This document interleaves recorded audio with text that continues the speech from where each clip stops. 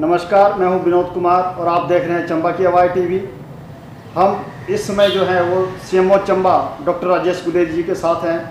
आज जो नए मामले सामने आए हैं जिसे हम कोरोना ब्लास्ट कह सकते हैं, तो इससे जुड़ी कुछ और जानकारी जो है उसके बारे में हम सीएमओ चंबा से बात करेंगे।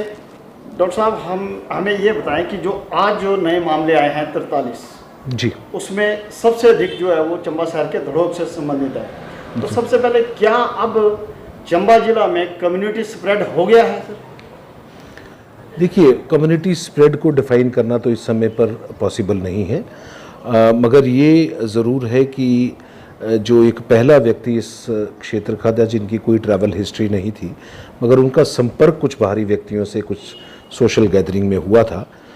आगे के मामले तो जितने भी आए हैं उनका डेफिनेट कंटैक्ट किसी ना किसी पॉजिटिव के साथ रहा। तो अभी ये कहना कि कम्युनिटी ट्रांसमिशन की डेफिनेशन में ये होता है कि बहुत सारे मामले ऐसे आए जिनमें हम कोई कारण एस्टेब्लिश ना कर पाए। अगले आने वाले सभी मामलों में हम कंटैक्ट एस्टेब्लिश कर पा रहे हैं। अभी तक जो है वो मोहल्ला दड़ोग से जो हमारा ज़्यादा केसेस हुए, वहाँ पे अभी तक कुल मिला के 16 एक दिन, 8 एक दिन 24 केस आए थे पिछले 2-3 दिनों में, और आज के 43 केसेस में 40 केसेस जो है वो दड़ोग के ही हैं। तो कुल 64 मामले आए हैं। तो इसलिए ये ज़रूर है कि हॉटस्पॉट तो ये है, मगर ये भी इम्पॉर्टेंट है क्योंकि यहाँ से पॉजिटिव केसेस आए तो हमने अधिक लोगों की उनके कंटैक्ट्स की ट्रेसिंग की, इसलिए ये संभावित ही था कि यहाँ से मामले ज़्यादा आते हैं।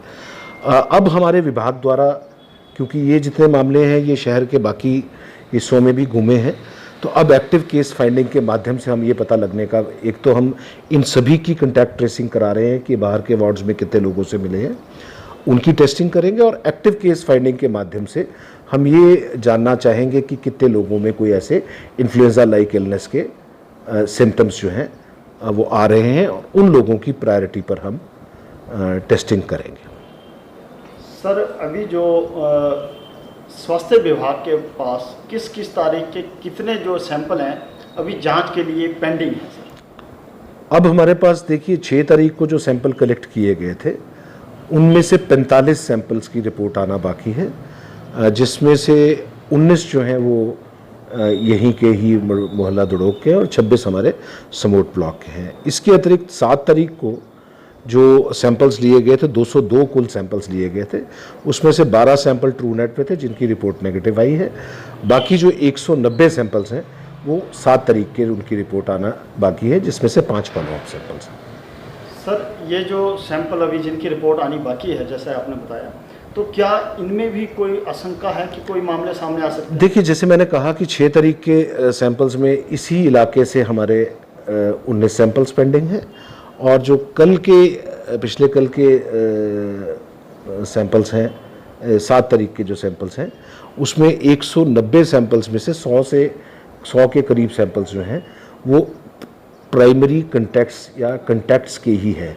तो संभावना तो इन दिनों में बनी ही रहेगी कि और मामले आ सकते हैं। सर, अगर नए और मामले आते हैं और जिस तरह से मामले बढ़ रहे हैं, अब जिला में 106 संख्या एक्टिव केस की हो गई है, तो स्वास्थ्य विभाग की अब तैयारियां क्या है अगर कोई नए मामले आते हैं तो? देखिए, अभी तक हमारे पास कोविड केयर सेंटर 2 हैं जो फंक्शनल हैं। आयुर्वेदिक हॉस्पिटल अभी हम स्पेयर कर रहे हैं, तो district Covid care centre diet सरू में अभी 20 व्यक्ति हैं। आज कुछ लोग वहाँ शिफ्ट किए जाएंगे। वहाँ पर 90 से ऊपर की कैपेसिटी है, और 50-55 की कैपेसिटी हमारे पास ट्राइबल भवन की है। इसके अतिरिक्त हमारा DCHC डलहौजी है जहाँ 50 बेड्स की कैपेसिटी है। अभी तक वहाँ 16 लोग हैं। कुछ लोग जो आर्मी बैकग्राउंड के आ रहे हैं उन्हें हम मिलिट्री हॉस्पिटल में रखते हैं। अभी तक तो हमारे पास ऐसी कोई स्थिति नहीं है कि आने वाले समय में हम बढ़ते हुए मामलों को कहीं रखने के लिए दिक्कत आए, मगर चूंकि जो ट्रेंड अभी है और हम टेस्टिंग यदि बढ़ाएंगे तो संभावना रहेगी कि और लोग संक्रमित पाए जाए। तो हम उसके लिए अभी अल्टरनेट फैसिलिटीज़ को, अभी भी ज़िला प्रशासन के साथ हमारी मीटिंग हुई है और अभी मैं SDM साहब के साथ जा ही रहा हूँ। हम जो जवाहर नवोदय विद्यालय है उसको शायद असेस कर रहे हैं कि उसे 200 बेड्स के करीब की कैपेसिटी के साथ नोटिफाई कोविड केयर सेंटर में किया जा सके। तो विभाग और प्रशासन द्वारा आने वाले दिनों में कोई ऐसे मामले बढ़ने की यदि संभावना होती है तो तैयारियां की गई। सर, अभी जो प्रशासन के साथ, डीसी साहब के साथ और जो अन्य आला अधिकारी हैं उनके साथ आपकी बैठक हुई है, तो उस बैठक में क्या जो ये स्थिति पैदा हुई है या जो कोरोना जो है वो सामने आ रहा है नए मामलों के रूप में, तो इस कड़ी को तोड़ने के लिए कोई निर्णय लिया गया है या स्वास्थ्य विभाग की तरफ से कोई सुझाव जिला प्रशासन को दिया गया है? नहीं, प्रशासनिक तौर पे हर समय पर बहुत एक्टिवली इस स्थिति को रिव्यू किया जाता है। आज भी सुबह उपायुक्त महोदय ने इसके बारे में पूरी विस्तृत चर्चा की और अभी हमने कंटेनमेंट जोन्स डिक्लेयर किए हैं वार्ड्स की। आज ये चर्चा ज़रूर हुई है कि हम उस कंटेनमेंट जोन का दायरा जो है वो बढ़ाने जा रहे हैं। आज दोपहर तक उसके बारे में नोटिफिकेशन जारी हो जाएगी, क्योंकि हमें अब फोकस दो चीज़ों पे करना पड़ेगा।